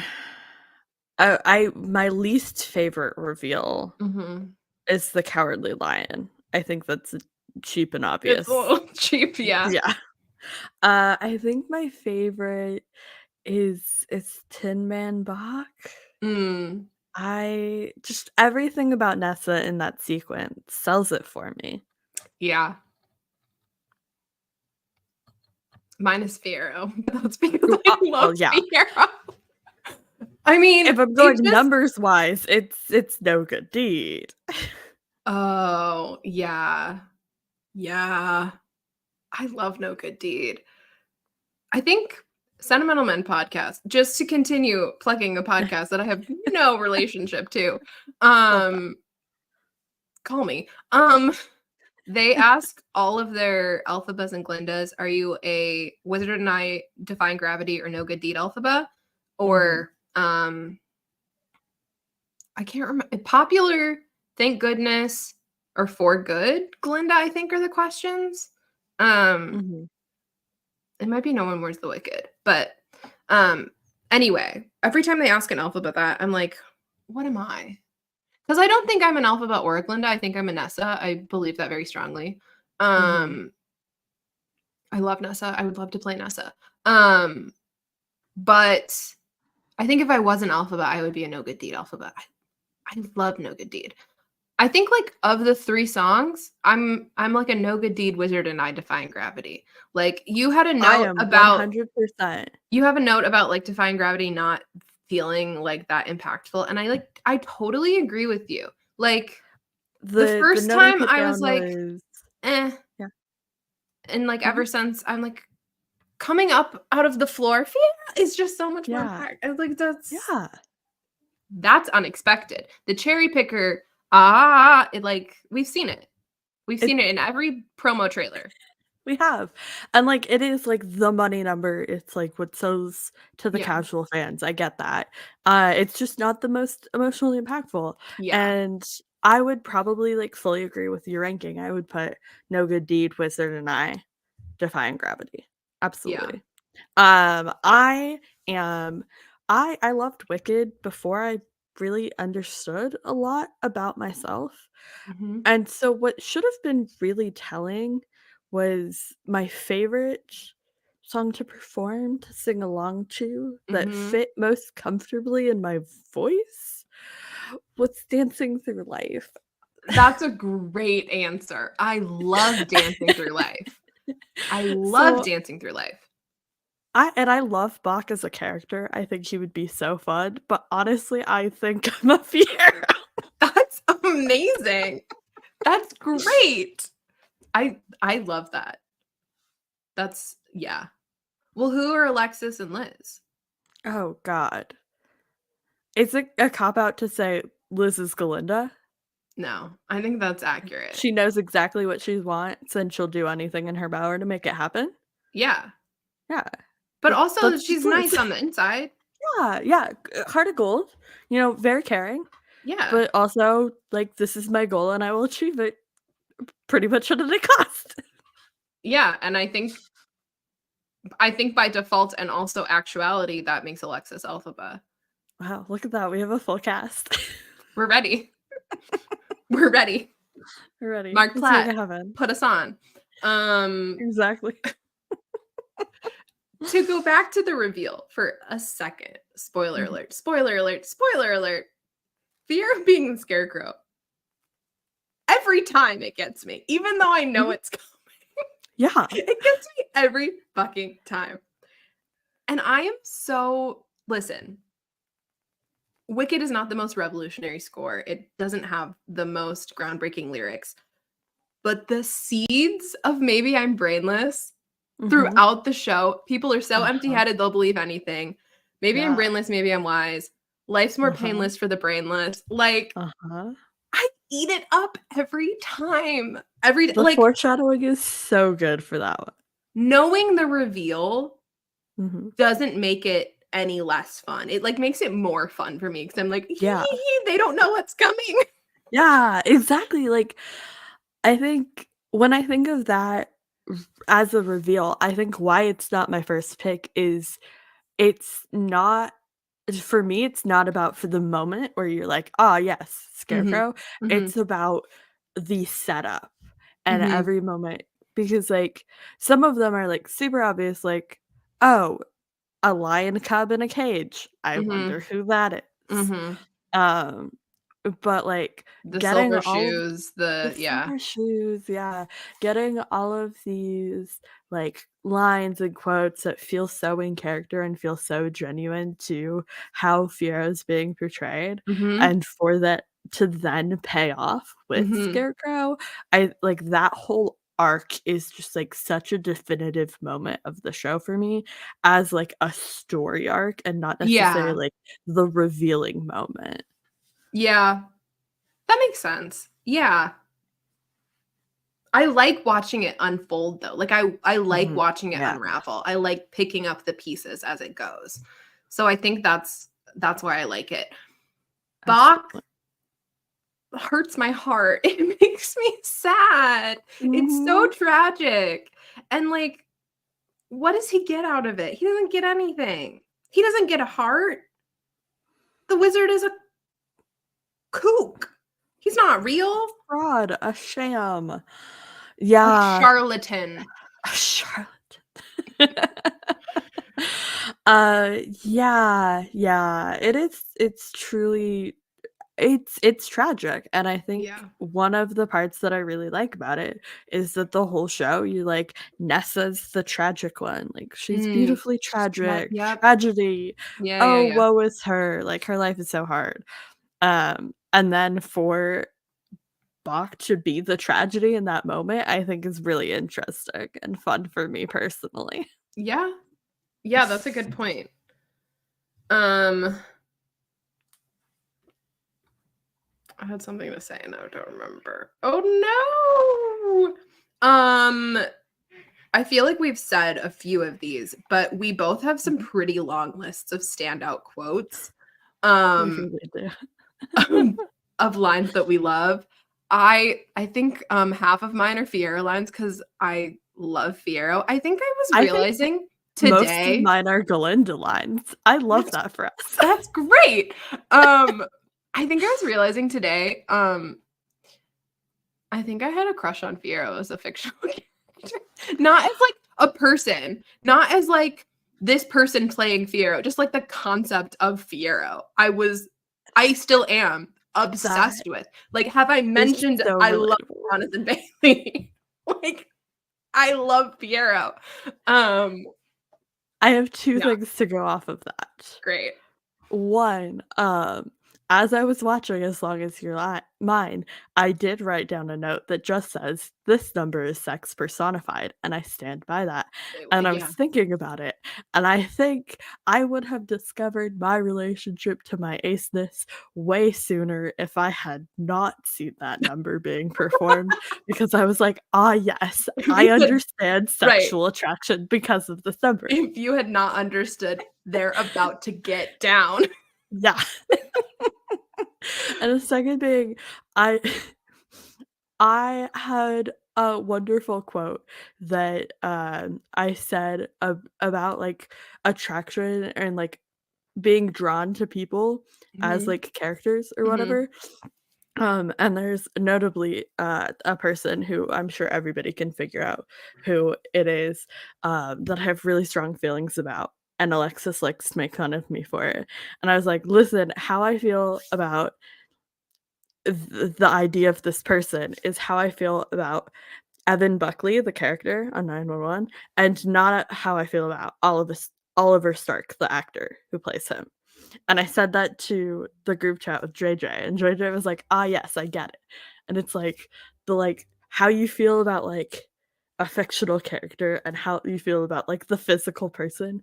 Even if it is a physical person that you are having these feelings about, you can have feelings about them that purely apply to them as a fictional character in your brain. Yeah, it's the concept of the song Dancing Through Life. It's not even the man. It's the concept of the song. And the choreography and the way he swings around the statue. Yeah. Then he jumps down and he's like, Abric, and he takes off the sunglasses. Okay. Iconic. My top quote that I wrote down before I had listened to the album, allegedly watched a bootleg, was, "Let the green girl go." He stomps out and he stands there. He's like, "Let the green girl go." The boot that I allegedly watched was not a satisfying delivery of "Let the green girl go." So I am going to have to find something else to satiate that. But that's my number one. His performance was pretty good in that line, in my opinion. Of course it is. Of course it is. That's like my number one. Like that is I literally used that in casual conversation like 2 days ago. Someone was like, yeah, we need to like let this all go. And I'm like, let the green girl go. Mine that I still use in casual conversation, and I've changed it over the years to make it a little less obvious, is I still do the toss, and I've done it so many times on the show. And I'll be like hair toss or whatever, but I do like toss. I have known that is what you were doing every time. Thank you. Yeah, but like it's like so ingrained in who I'm just like toss. Yeah, every time. Toss. Toss. Oh man. Also just like some really good just sort of like one-liners. Like, you know, we have the obvious references to Wizard of Oz, which like I'm tickled by, but it wouldn't bring me to write it down. But like magic wands, need they have a point? So stupid. So like I laugh every time. A perfect introduction to Glinda. Like that's yeah, I get it. I understand who she is. Absolutely. And then after their father gives Nessa the slippers and Elphaba's like, well, what could he get me? I clash with everything. Like the casual offhanded delivery of that gets me every time. So I clash with everything. Like just resigned. Like, oh no, you poor girl. Accepted her fate and her role in this family. Yeah. God, every time. I've talked a lot about I wrote down every reference to Fiero not having a brain. Like I've talked about all of those. Oh, just wear the frock, it's pretty. So good. Ball gown. Wear the frock, it's pretty. So stupid. Okay, what about you? You gotta get in here. Yeah, where I was gonna steal one from you, and then I lost my place in your notes. It's not lying, it's looking at things another way. It's one that gets me every time.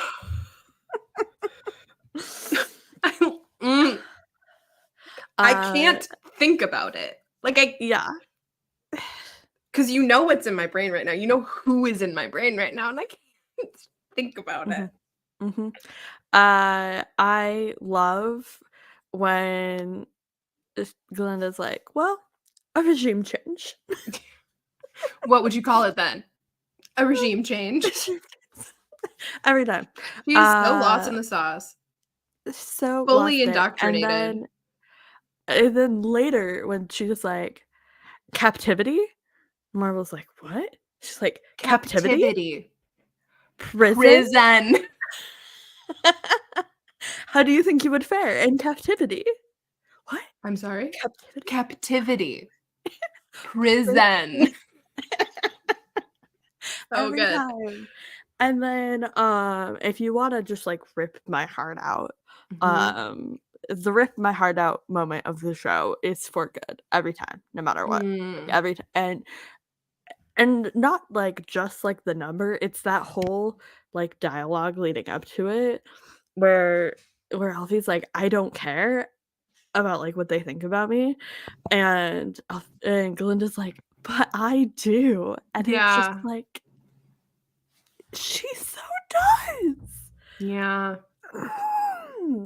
And then because the show is a circle and we go back to the top of the clock, then she does it again, and then she's holding the groomer and not good.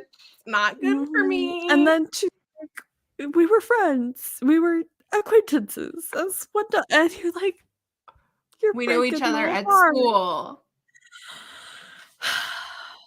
Yep. Anyways. Yup. Mood shift. We can't all come and go by bubble. So good.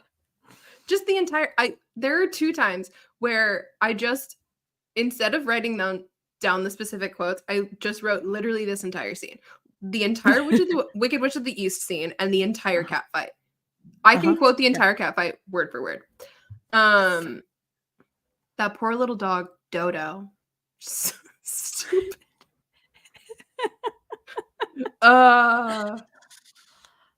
Perhaps a change in the weather is like one of the most impactful lines of the show. I love it so much. Because I'm pretty sure you had that one down very early, so I did not put it in my notes.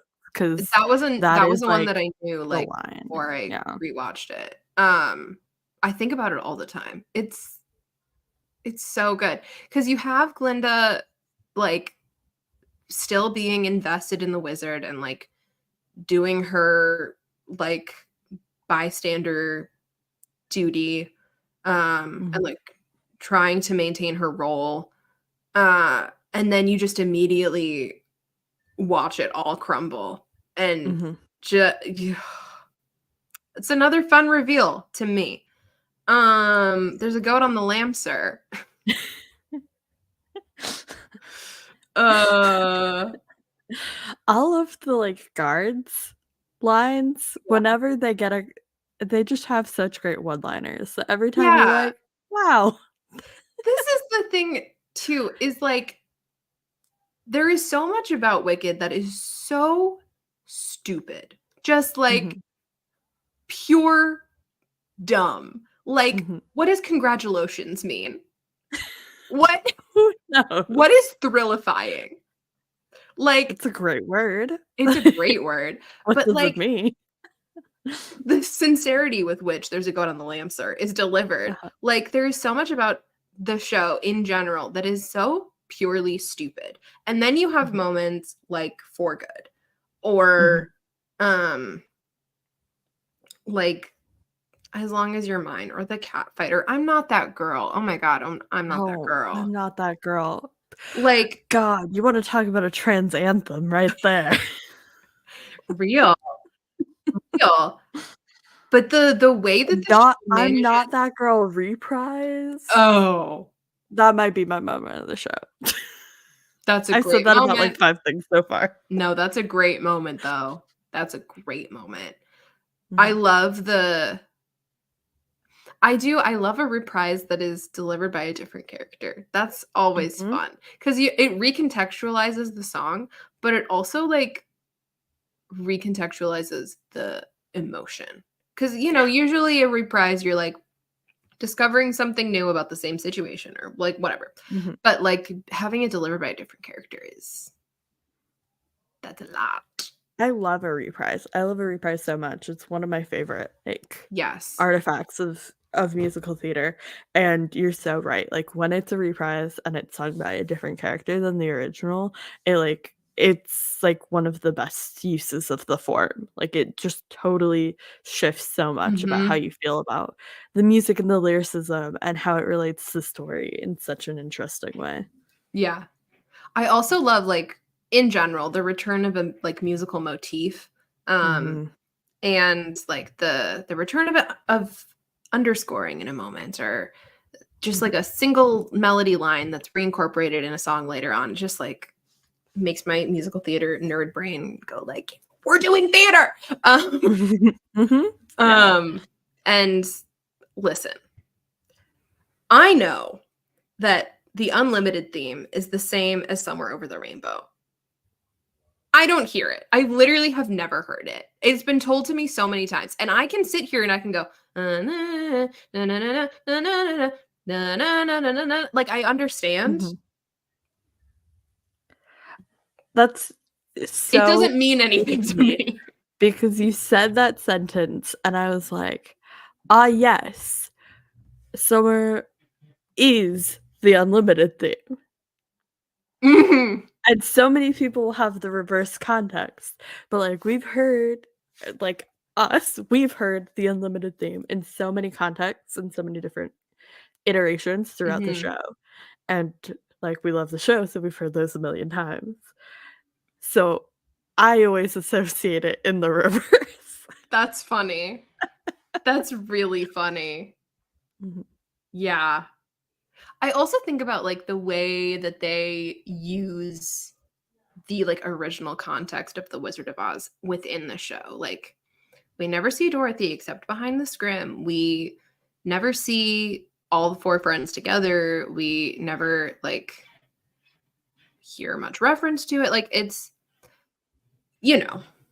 I can talk about the like structure of the show so I like until my head turns blue. Like opening with No One Mourns the Wicked, and then we go back in time because so much happened before Dorothy dropped in. Like we are literally establishing everything that happened before Dorothy dropped in. And it's like discovering the little nuggets of like references to the Wizard of Oz throughout is so fun.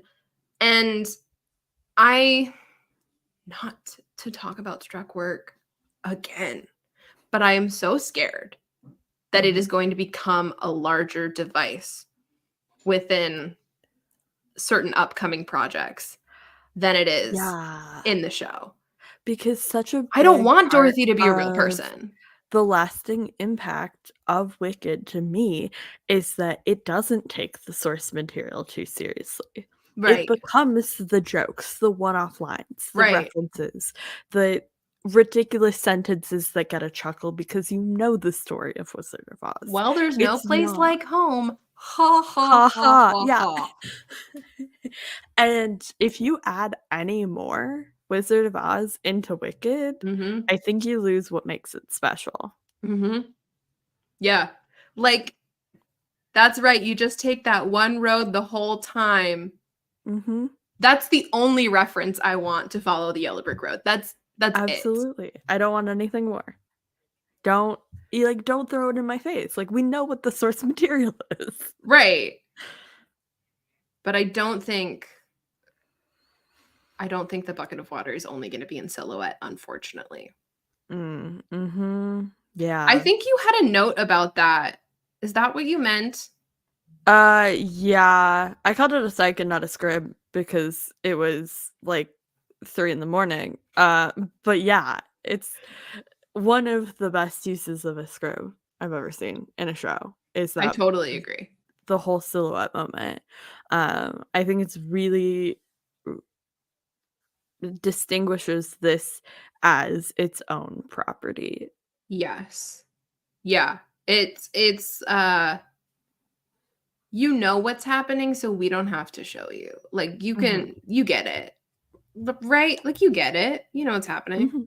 I also love the lore of Fiyero being like, water will melt her. Get me a bucket of water, as many buckets of water as you can carry. Like him embracing the lore that so dumb. A bucket of water will melt her. Sure. Great. Yeah. Great. I love it. I also love when we're talking about like the quotes, the embracing of the language of the world of Wicked and just making up the most absurd mashups of words. Yeah. And the like totally straight delivery of them. Yes. And I think the like great contrast moment is like Glinda uses all of these made up words. And it's like, oh, that's just Glinda. She's like, I mean, sometimes she's more grounded, but she's like, Heather Cloud's like super out of touch with like the world and reality. And like, we love that for her. And then you get a little bit into it. And there's one point where Morrible just delivers like such a straight like take of a made up word that you're like, is that a made up word? That's not a real word. And then you're thinking about it and you're like, oh, this whole time, people have been just using made up words. And I bought it half the time. Yeah. Yeah. Yeah. And that is one of the things that I see as like a criticism of Wicked is like, they couldn't even come up with a rhyme. Why did they had to make up a fake word for this line? And it's like what's the line in What Is This Feeling? Where like the ensemble sings something that is like fully not a real word. And you just like I'm gonna have to sing through all you go with it.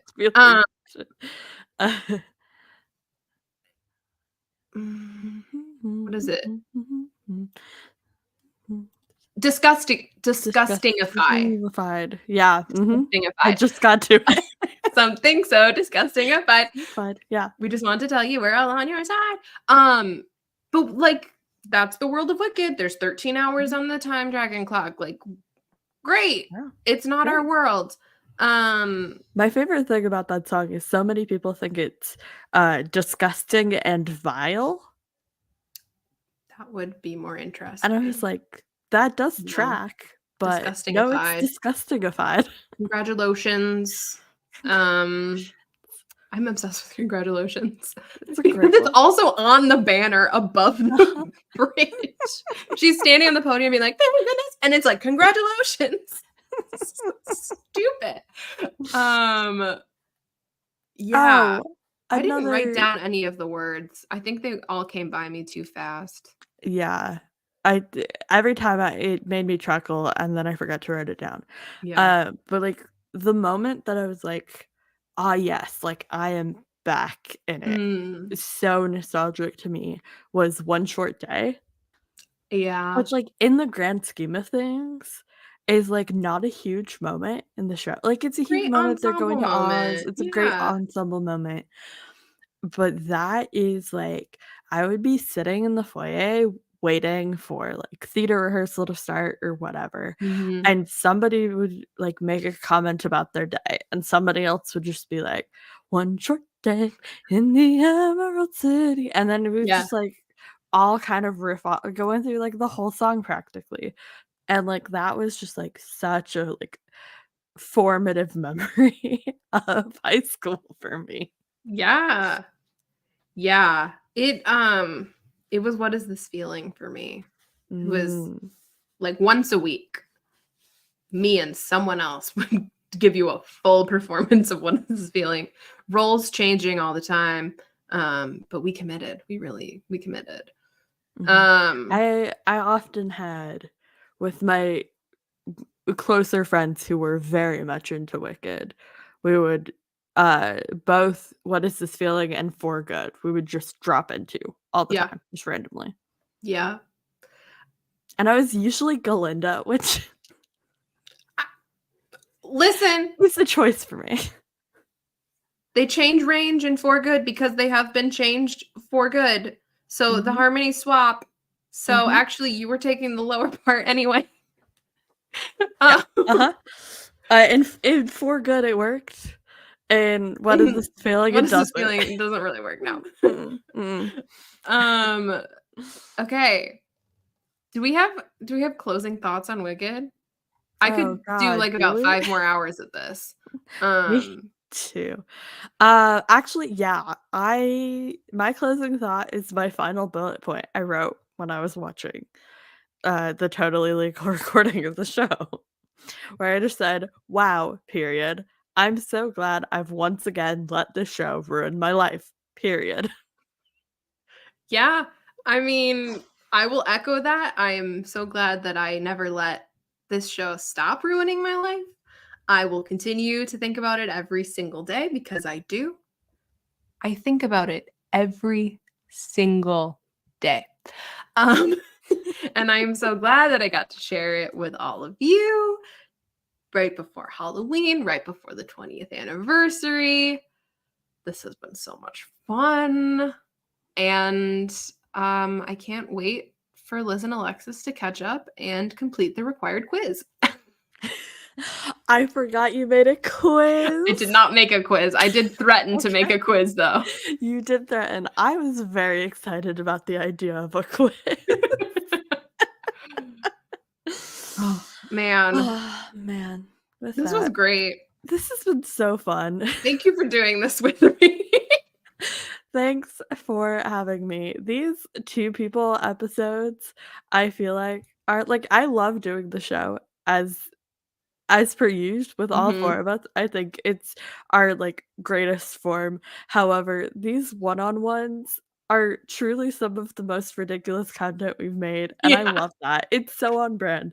This is like fulfilling the bag of cats energy that we set out to do. Yeah, this is definitely full chaos reigning. Yeah, this was great. Do we know what's next? I don't even remember what day our next show is. I think it's in the document that I can pull up. The next is currently the 10th of November Okay, is great. Liz's takeover, and I don't think Liz is committed to what her takeover theme is, so we'll just all Yeah, have we to find will out. all find out together. Hopefully before November 10th. Hopefully.